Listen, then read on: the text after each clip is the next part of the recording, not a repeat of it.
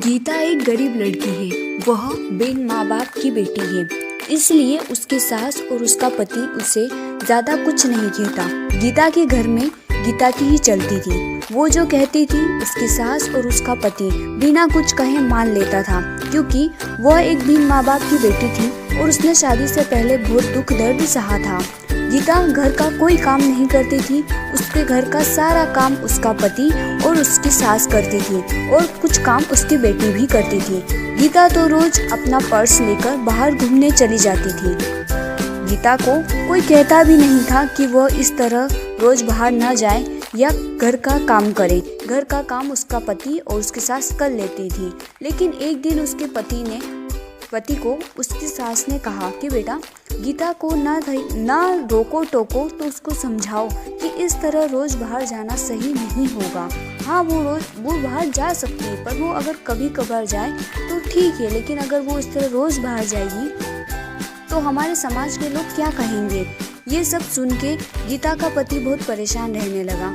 उसे समझ ही नहीं आता था कि वो करे तो क्या करे। अगर वो गीता को कुछ कहता था तो गीता नाराज हो जाती। उसे समझ ही नहीं आता कि वो करे तो क्या करे। वो गीता को कुछ ज़्यादा बोल भी नहीं सकता था और वो ना ही माँ की बात टाल सकता था। इसी तरह गीता रोज अपने ससुराल वालों को कुछ न कुछ कहती रहती। घर में कुछ भी करना हो गीता की ही चलती थी। वो अपने पति और अपनी सासू को बहुत बातें सुनाती थी। अगर उनसे कोई काम ठीक से नहीं होता तो भी वे उन्हें डांट लगाती थी। फिर भी उसका पति और उसकी सास चुपचाप उसकी सारी बातें सुनते रहते थे, ये सोचकर कि कभी न कभी गीता को एहसास होगा कि वो जो व्यवहार करती है वो सही नहीं है। हम उसे लाड़ प्यार करते हैं, इसका मतलब ये नहीं कि वो हवा में उड़ने लगे। पर यह बात कभी उसके ससुर ने और उसके पति ने उसके मुंह पर नहीं कही। उन्हें सिर्फ इसी बात का विश्वास था कि कभी न कभी उसे इस चीज का एहसास होगा। एक दिन ऐसे ही गीता अपनी सहेली रश्मि से मिलने जाती है। वो दोनों काफी दिनों के बाद मिलती है। रश्मि उसको सारी बातें बताती है कि कैसे उसकी सासू उस पर अत्याचार करती है और उसका पति भी उसकी सास की मदद करता है, उसे कुछ नहीं कहता। उसकी सास उसके पति को उसके खिलाफ भड़काती भी रहती है। वो चाहे कितना भी काम कर ले, कितनी भी अच्छी तरीके से घर की सारी साफ सफाई करे, सारा काम करे, फिर भी उसकी सासू उसमें नोकझोंक निकाली देती थी और उसका पति भी उसकी माँ का साथ देता था।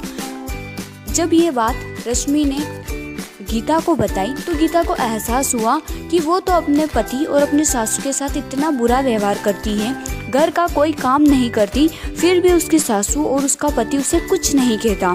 वो उन्हें बार बार छोटी छोटी चीज़ों के लिए हजारों बातें सुनाती है, फिर भी उसके सासू ने उसे कभी नहीं डांटा।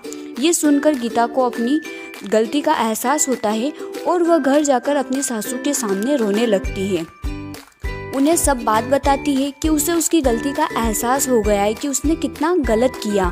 तब उसकी सास उसे कहती है कि बेटा रो मत, हमें विश्वास था कि तुम्हें एक न एक दिन अपनी गलती का एहसास होगा और तुमने गलती चाहे कैसी भी की हो, लेकिन तुम्हें अपनी गलती का एहसास हो गया, बस यही बड़ी बात है।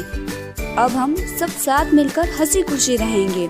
तुम बिल्कुल शौक मत मनाओ, क्योंकि हमें पूरा भरोसा था कि तुम एक अच्छी लड़की हो और तुम्हें एक न एक दिन अपनी गलती का एहसास जरूर होगा। इसके बाद गीता और उसका परिवार साथ मिलकर हंसी खुशी रहने लगा। वो सब मिलकर सारा काम करते और हंसी खुशी जीवन यापन करते। अगर आपको स्टोरी अच्छी लगी हो तो वीडियो को लाइक और चैनल को सब्सक्राइब जरूर करें। इसी तरह के ग्रीन इफेक्ट वाले वीडियो के लिए यह स्टोरी कार्टून वीडियो आप अपने वीडियो पर यूज़ कर सकते हैं। इसमें कोई कॉपीराइट नहीं आएगा।